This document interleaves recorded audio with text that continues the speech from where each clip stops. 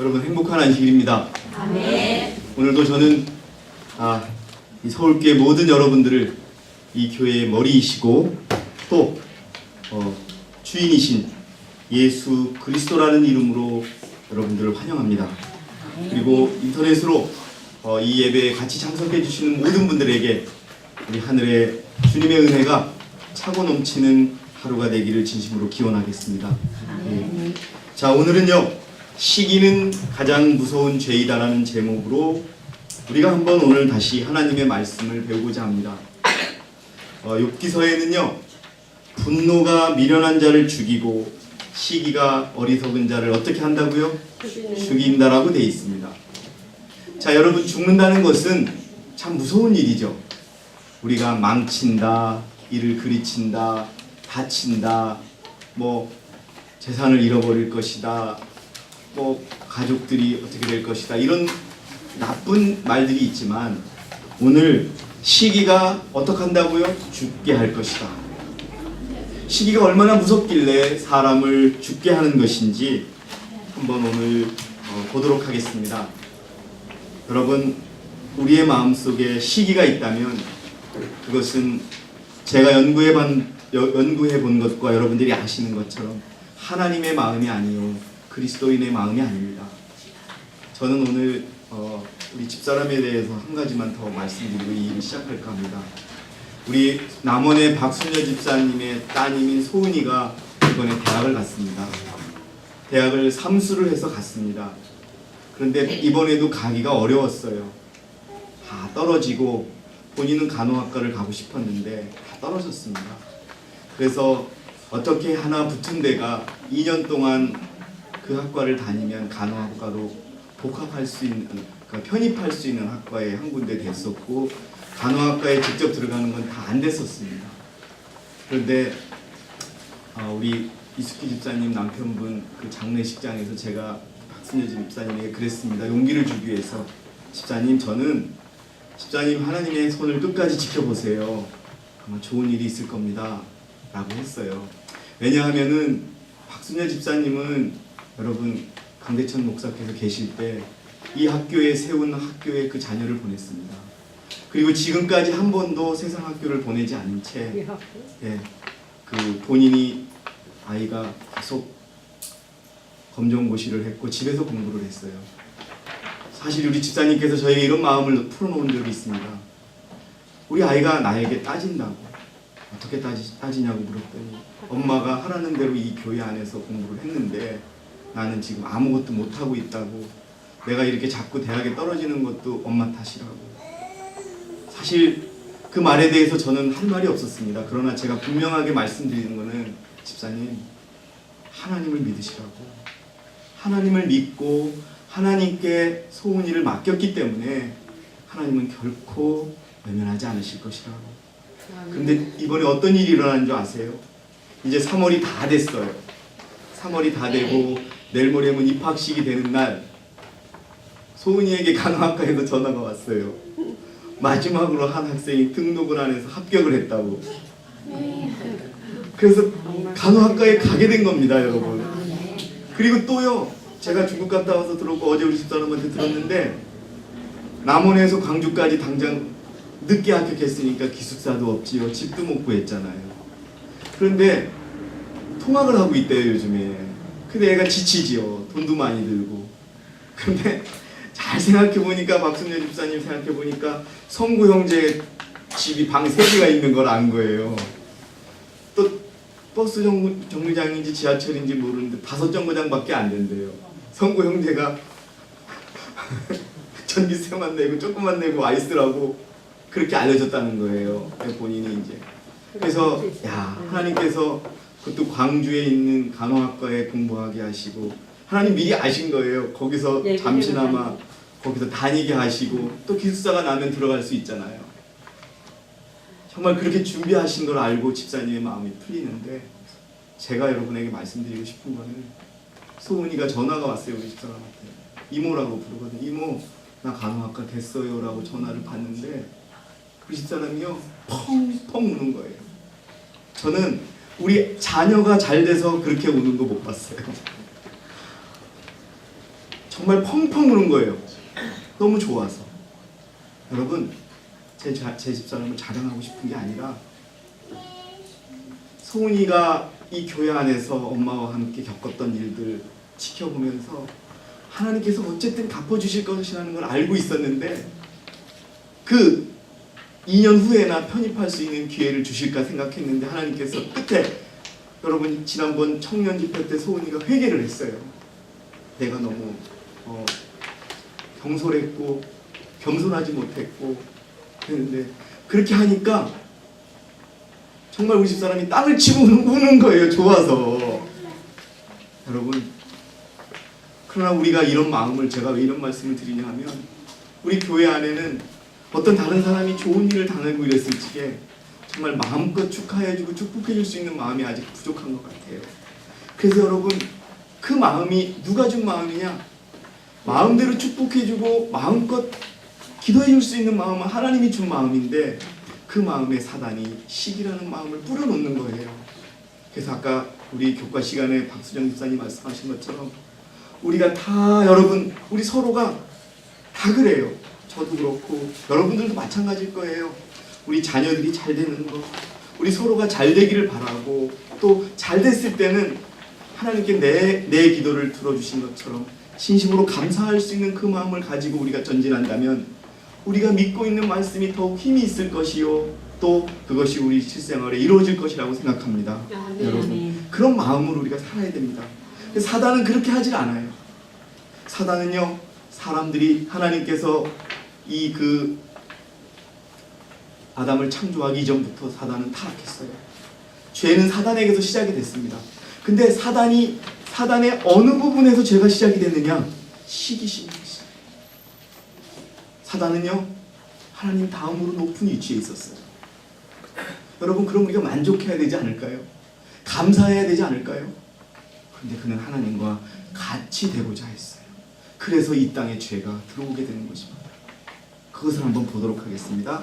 자, 죄는 사탄에게서 처음 발견됐습니다. 성경상의 근거는요 에스겔서 28장 15절입니다. 우리 서연이가 한번 읽어주세요. 서연이는 천천히 읽으면 더 잘 읽습니다. 에스겔서 28장 15절에 처음입니다. 내가가 누구예요? 사탄이 루스퍼가 내가 창조된 날부터 죄악이 내게서 발견되기까지 너는 내 길에서 완벽하였도다. 이 말이 무슨 얘기냐면요 사탄에게서 죄가 발견되기 전까지 루시퍼는 아주 완전한 존재였어요. 하나님께 충성하고 또 하나님의 말씀대로 실천하는 힘 있는 천사였어요. 그런데 그가 죄악이 그에게서 발견됩니다. 아담과 하와가 창조받기 이전에 죄는 사탄에게서부터 시작이 됩니다. 그것을 설명하는 왜 그가 그렇게 빠져들었는지 우리 최윤선 자매께서 한번 읽어주시기 바랍니다. 제일 첫 번째 범죄자는 하나님께서 크게 존귀케 하셨던 자였다. 크게 존귀케 했어요. 피조물 가운데서는 가장 높은 지위에 섰었습니다. 그는 힘있게 화려하게 뻗어가는 두로 왕으로 표상되었다. 예, 사탄을 두로 왕으로 표시하고 있습니다. 우리 나중에 공부해보도록 하겠습니다. 그 다음에요. 사단은 조금씩 교만에 빠져들었다. 여러분 하루아침에 시기심과 교만심이 다 생기는 게 아니에요. 조금씩 생겨요. 그러니까 우리가 싹이 있을 때 탁 잘라버려야 됩니다. 그 다음에요. 그의 모든 영광은 다 하나님께로부터 받은 것이었지만 이 힘센 천사는 그것을 다 자기에게 속한 줄로 생각하게 되었다. 그 다음에요. 그는 천군들 위에 존귀를 얻었지만 그의 지위에 만족할 줄 모르고 감히 창조주에게만 바쳐져야 할 존경을 탐하였다. 예, 여러분 사단이 여기서 실패하게 됩니다. 그 다음에요. 그는 하나님을 피조물들의 사랑과 충성을 받으실 최고의 대상으로 삼으려는 데에 그의 노력을 기울이지 않고 그들의 봉사와 충성을 자신에게로 돌리는 일에 기울였다. 예, 사단이요. 여러분 이 땅에 생긴 모든 오류들이 무엇을 주장하냐 하면 그리스도, 즉 그리스도의 불완전성을 지적합니다. 사단도 그렇게 시작이 되는 거예요. 여러분 사단이 하와에게 와서 무슨 말을 했습니까? 야, 하나님께서는 분명히 아담과 하와에게 그 선악과를 먹으면 어떻게 된다고 그랬어요? 죽는다 그랬어요. 근데 사단이 어떻게 와서 얘기했어요? 야, 진짜 하나님 죽는다 그랬어? 이렇게 나오는 거예요. 그러나 하나님께서 정령 죽으리라고 말한 건 사단도 알고 있었어요? 모르고 있었어요? 알고 있었다는 거예요. 여러분, 그렇게 그 마음에도 그런 겁니다. 아니, 왜 나를 이렇게 만들어 놓으시고서 왜 나는 하나님과 같아질 수 없어? 여러분, 이런 생각을 하는 거예요. 그러면 이 땅의 모든 기별들과 이 땅의 모든 어떤 성경적인 지식들은 다 하나님께 충성하고 하나님을 최고로 인정하기 위해서 만들어진 도구들인데, 그런 것들을 자꾸 자기에게 돌렸다는 것이죠. 대표적으로 이제 그 아담을 유혹했던 것처럼 천사들을 유혹하기 시작합니다. 자, 이사야서 14장 13에서 14절을 우리 현진이가 읽어보겠습니다. 천천히 읽어주세요.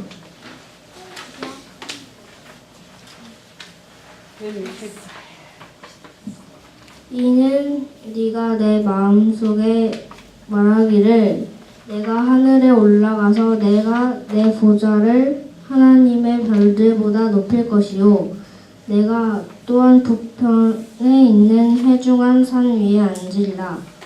내가 구름들의 높은 곳들 위로 올라가 내가 지극히 높으신 분같이 되리라 하였습니다. 예, 사단이 공개적으로 이제 자기의 그 높아지고자 하는 그 욕망을 표시하는 거예요. 시작은 뭐예요? 왜 예수님만 높아야 돼? 이겁니다, 여러분. 근데 사실 따지고 보면요, 여러분, 이런 소설이 있습니다. 저 좀 봐주세요. 어떤 소설이 있냐면, 어떤 사람이 길가에 서 있는 엄마와 딸이 서 있는 사람을 발견하고 불쌍하게 여기서 말을 걸어요. 그렇게 해서 시작이 돼요. 그래서 그때 마침 이 집에는 부인이 없었어요. 그 딸이, 자기가 낳은 딸이 있어. 그래서 그 부인이, 그 아줌마가 와서 일을 해요. 그 아줌마가 와서 점점점 부인처럼 행세하기 시작해요. 근데 부인은 될 수 있어요, 없어요? 없잖아요. 너무 주제넘게 간섭을 하는 거예요. 옷을 입을 때도 넥타이도 이것도 해야 되죠. 이렇게 해야 되죠. 막 그러니까 나중엔 어떻게 해요? 다시 그 자리에 길거리에 갖다 놓는 게 그 소설의 제목이 이야기입니다. 예, 하나님께 루시퍼도 은혜를 받았어요. 그러면 사실 하나님이 루시퍼를 높이지 않고 다른 피조물도 높일 수 있었어요, 없었어요? 다른 피조물도 높일 수 있었잖아요. 그런데 하나님께서 루시퍼를 높였으면 감사하는 마음으로 자기가 그거에 만족해야 하는데, 결국 그는 더 높아지고 싶어 했던 거예요. 결국 그 길거리에 똑같이 그들을 태웠던 위치에 그 사람들을 내려놨던 것처럼 그보다도 못했죠. 사단은 이제 하나님을 대적하는 원수로 하늘에서 쫓겨나는 거게 되는 것입니다. 어떻게 마음이 쌓여왔는지 우리 박수영 집사님이 한번 편지 좀 읽어주세요. 그 다음에 루스벨은 마이크로 읽어주세요. 예. 루스벨은 덮는 그룹으로서 영광으로 돌리어 있었다. 그룹은요, 천사들보다 한 단계 높은 지위를 가진 존재였습니다. 그룹은. 그 다음에요. 하나님께서 창조하사 능력을 주신 이 천사는 하나님과 같이 되고자 하는 욕망을 갖게 되었다. 여러분, 여기서 죄가 시작이 됩니다. 그 다음에요. 그는 하나님의 정부에 관해서 비판적인 생각을 암시함으로써 동료들 중 몇 명의 동정심을 사게 되었다. 예, 여러분, 사단은요 동정심을 얻게 해요.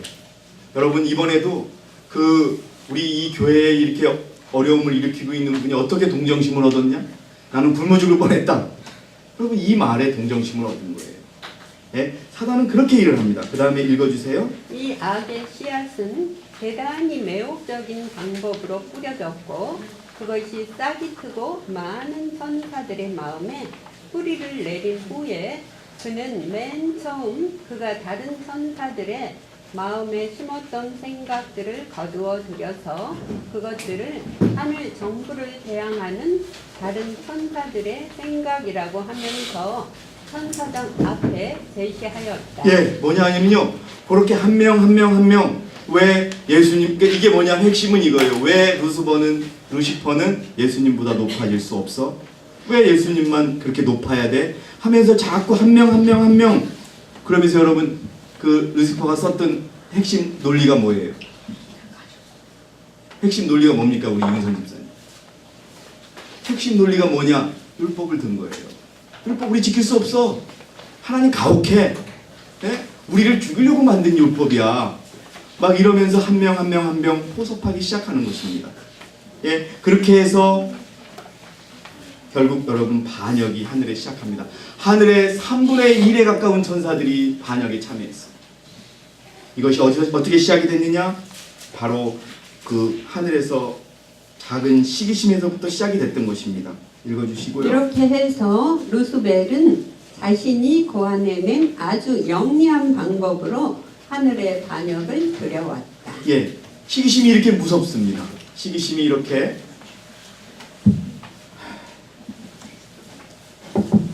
루스벨을 통해서 이 땅에 반역이 들어왔고요.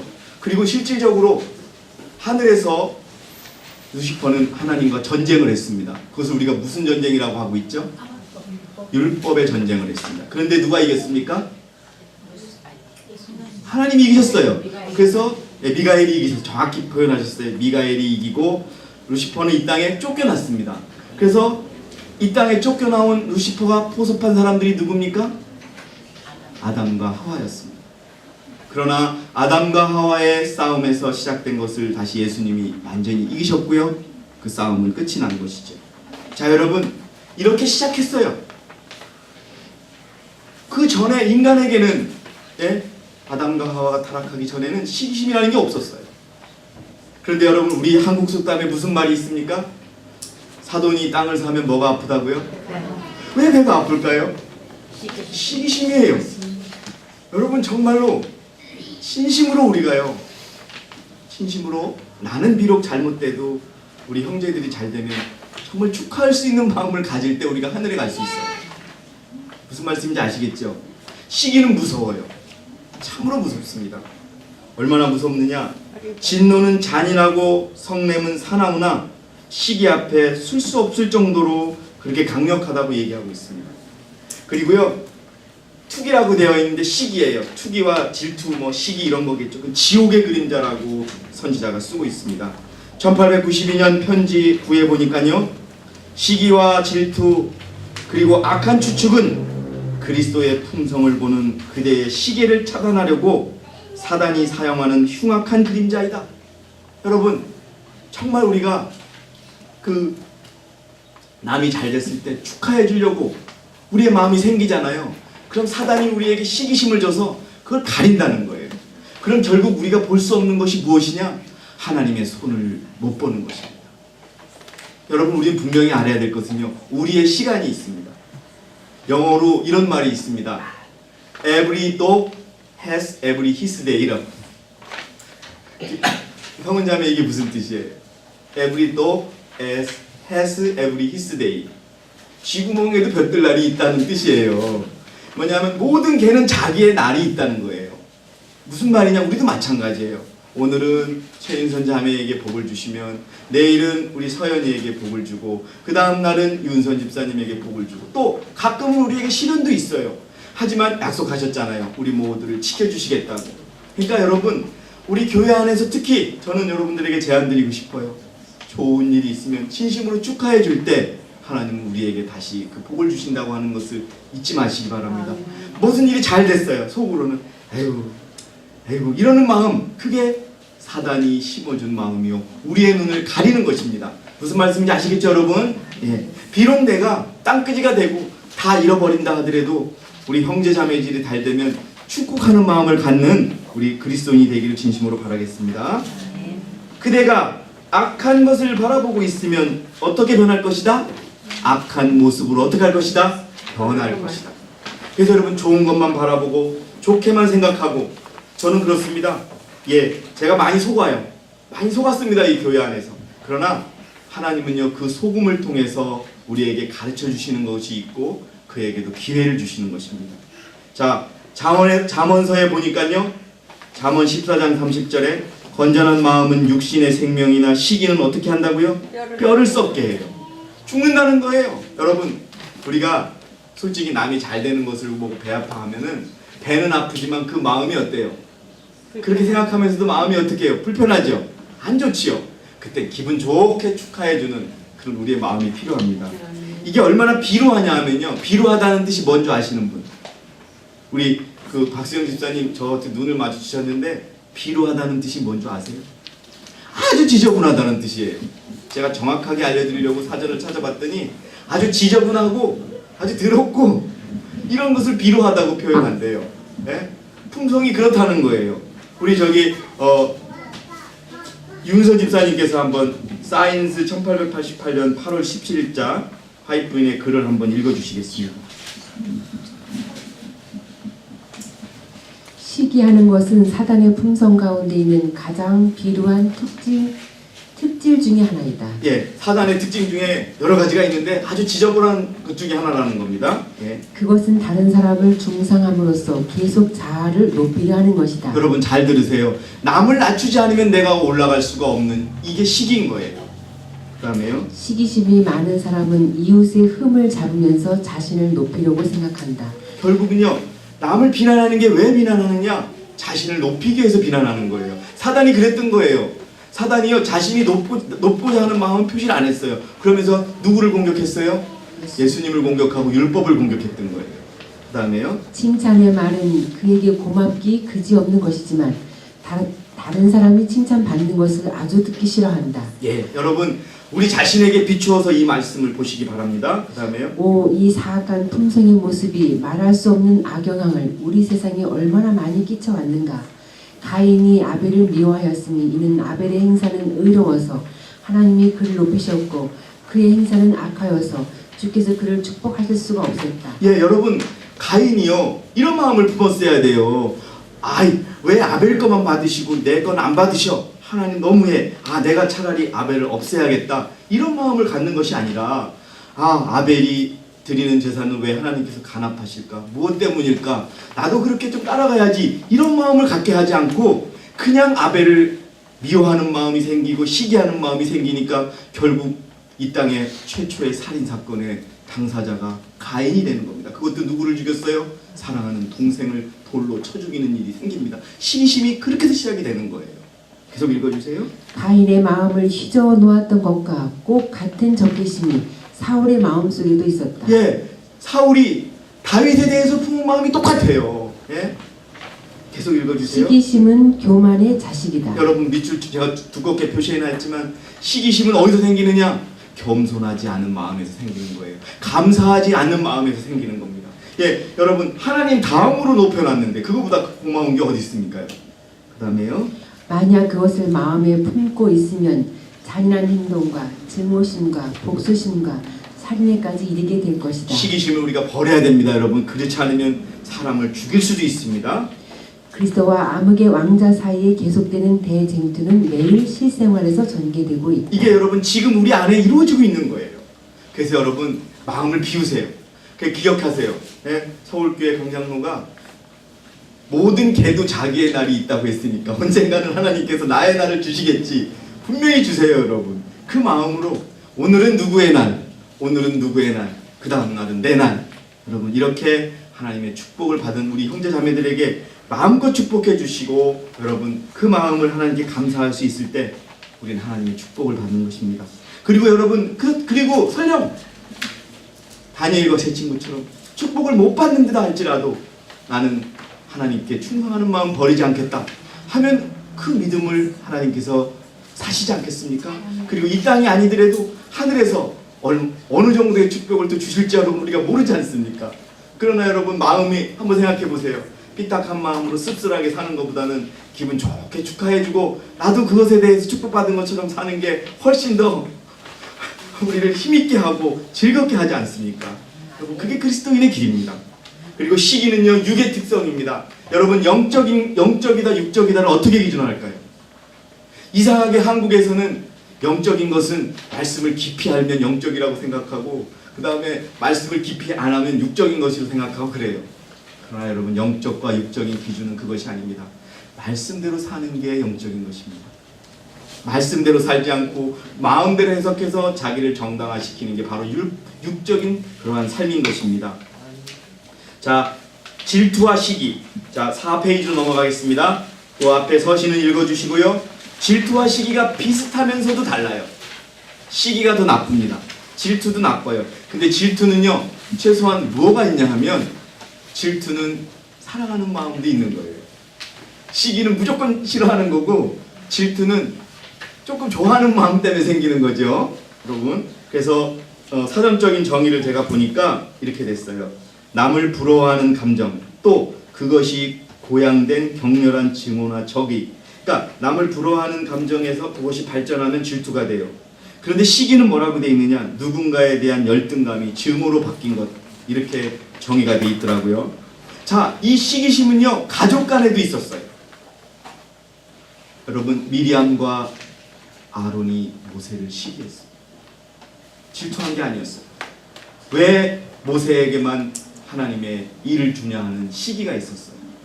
자, 민수기 12장 2절에 보니까 그들이 말하기를 주께서 참으로 모세를 통해서만 말씀하시느냐 우리를 통하여서도 말씀하지 아니시느냐 하니 주께서 그것을 들으셨더라. 자, 그 다음의 내용을요 우리 강미란 집사님께서 한번 읽어주시겠습니다. 부조와 선지자에 있는 마음입니다.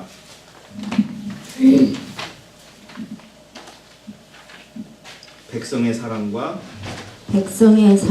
하나님께로부터 명예를 받아 미리암은 모세와 아론의 다음 자리에 있었다. 마찬가지예요. 예수님 다음에 루시퍼가 있었던 것처럼 모세, 아론, 그 다음에는 미리암이 있었어요.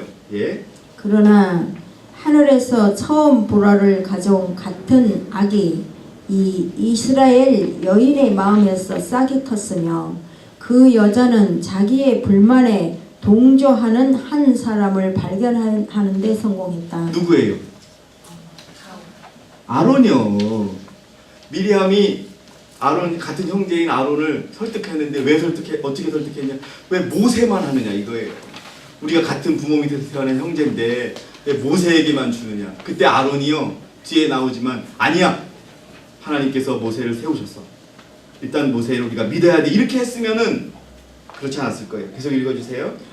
만일 아론이 의의 편에 굳게 섰더라면 그 악을 능히 제지했을 것이다. 그러나 그는 미리암의 악한 행위를 견책하지 않고 그에게 동조했고 그로 불평의 말에 귀를 기울이고 그의 질투심에 참여하게 되었다. 예. 그러니까 여러분 사단이 이렇게 왔을 때 하와가 예수님께서 이 땅에 오셔서 시험을 받으실 때 기록하셨을 때라는 말씀으로 사단을 이긴 것처럼 하나님께서 말씀하셨어. 사탄아 그걸 먹으면 죽어. 나한테 그런 말 하지 마. 했으면 이건 끝난 거예요.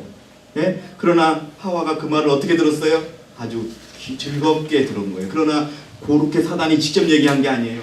하와에게 와서 너 너무 예쁘다. 막 이렇게 하면서 우리의 마음을 사게 한다는 거예요. 그래서 여러분 우리가 하나님 앞에 칭찬받을 것이 있다 없다를 하기 이전에 누군가 나를 칭찬하면 그것은 사단의 말을 들으세요. 예? 정말 여러분 중요한 겁니다. 우리의 사단이 그렇게 다가왔어요. 예? 그러놓고선 딱 결정적으로 야 그래 잘 생각해봐. 나도 그 옆에 있었어. 하나님이 정말 죽는다고 얘기했어? 죽을지 안 죽을지 몰라.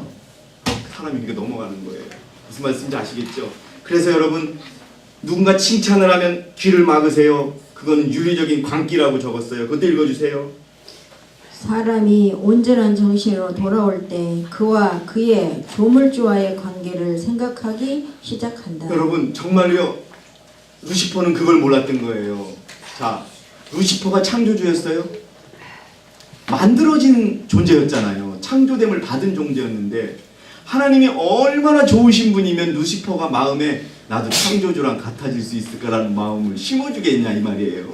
그럼 그거 알았어야지요. 여러분 쉽게 말해서 내가 만든 이 풀이 4개가 있는데 예? 이것 중에 하나가 나도 강장로처럼 되고 싶어. 왜 사람으로 안 만들어 따진다면 내가 어떻게 하면 그만이에요. 툭 부러져 버리면 그만이란 말이에요. 예?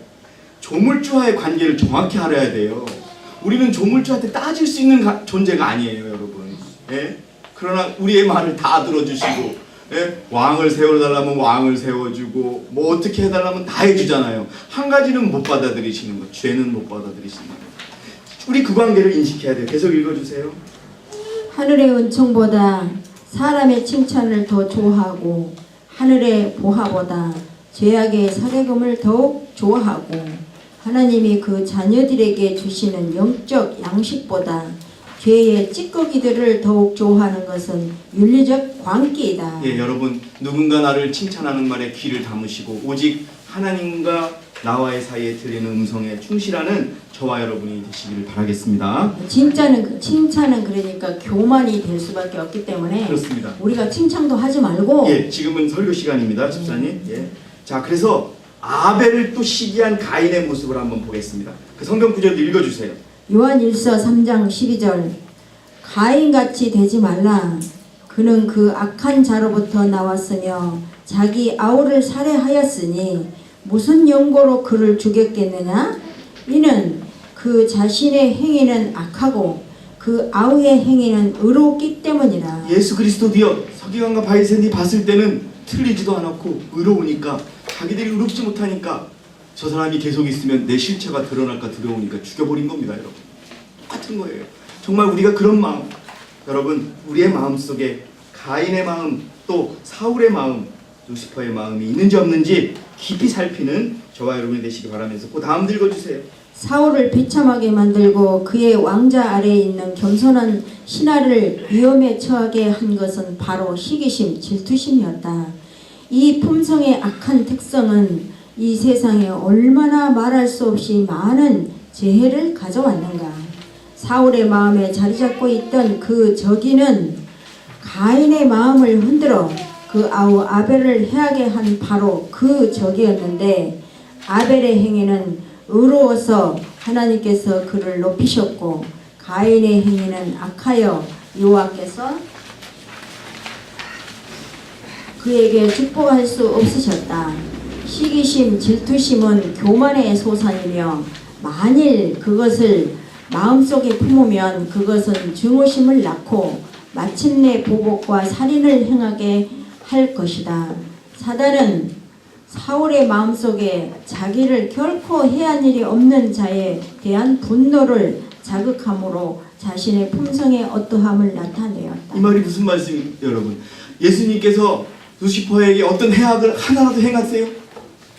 하나도 행한 적이 없어요. 사람들도 마찬가지예요. 어떤 사람이 자기에 대해서 자기를 공격하거나 자기를 미워하지도 않았는데 자기보다 잘 나가는 사람을 뒤에도 공격할 때 보면은 막 그렇게 한다는 거예요, 여러분. 그래서 여러분, 우리 실생활에서 이러한 일들은 얼마든지 일어날 수 있습니다. 그리고 더 중요한 것은요, 우리 집사님이 그 마지막 읽어주세요. 교회 천천히 여기에 모든 것이 다 들어 있습니다. 질투는 단순히 기질의 애곡이 아니고 잘 들으신 건 이상한 거예요. 질투라는 거, 시기는. 그 다음에 모든 기능을 혼란시키는 이상한 병이다. 병이에요, 병. 그 다음에요. 그것은 사단에게서 시작되었다. 그는 하늘에서 첫째가 되고자 했다. 그러나 그는 자기가 구한 모든 능력과 영광을 소유할 수 없게 되자 하나님의 정부에 대하여 반역했다. 여러분, 이 일이 사단 하늘에서만 일어나는 것이 아니고 우리의 눈에서 이 땅에서 일어나는 걸 여러분 그러니까 보고 있지 않습니까, 여러분? 네? 그 다음에요. 그는 우리의 첫 조상에 대하여 질투하고 그들을 범죄하도록 유혹하였다. 왜 하나님 저렇게 아담과 하와만 사랑하실까? 예? 여러분, 그러나 다시 한번 생각해도 모든 개들은 자기들의 날을 갖는다.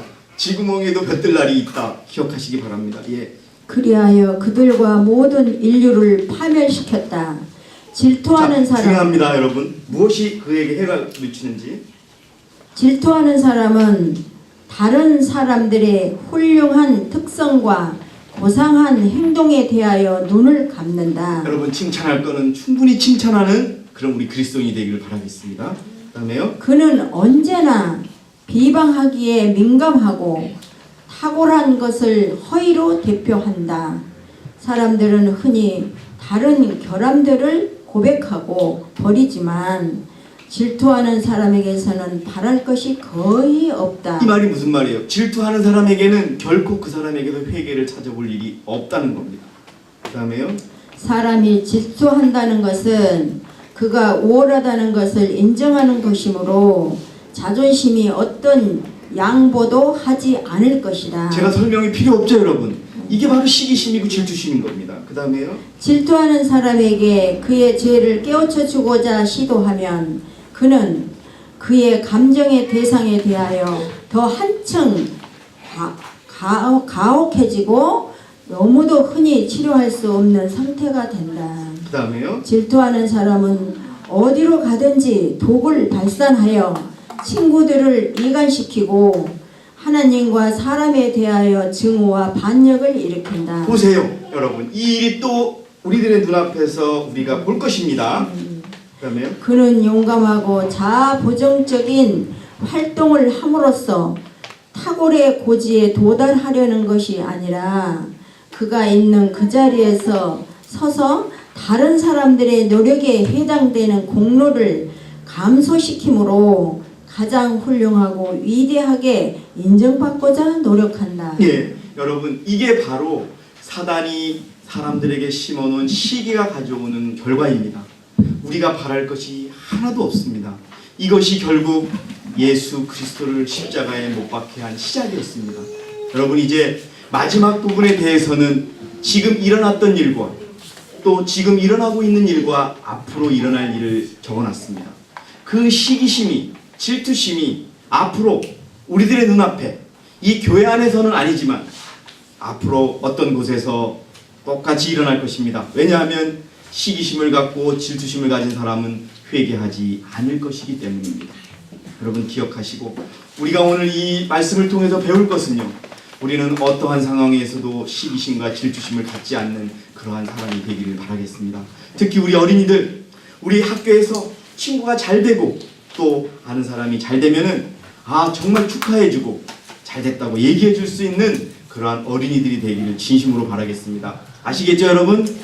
예. 그래서 여러분, 나도 잘해야지 이런 마음을 가져야지, 에이 제가 잘 돼서 난 마음이 아프고 마음이 안 좋아, 이런 마음을 갖지 않는 우리 서울교회 어린이 여러분들이 되기를 바라겠습니다. 그리고 우리 서울교회 모든 성도 여러분, 우리 스스로의 마음속에 시기와 질투심이 있다면 오늘 배설물처럼 내어버리고 주님 앞에 서는 저와 여러분이 되시기를 바라면서 오늘 준비한 모든 말씀을 마치도록 하겠습니다. 감사합니다.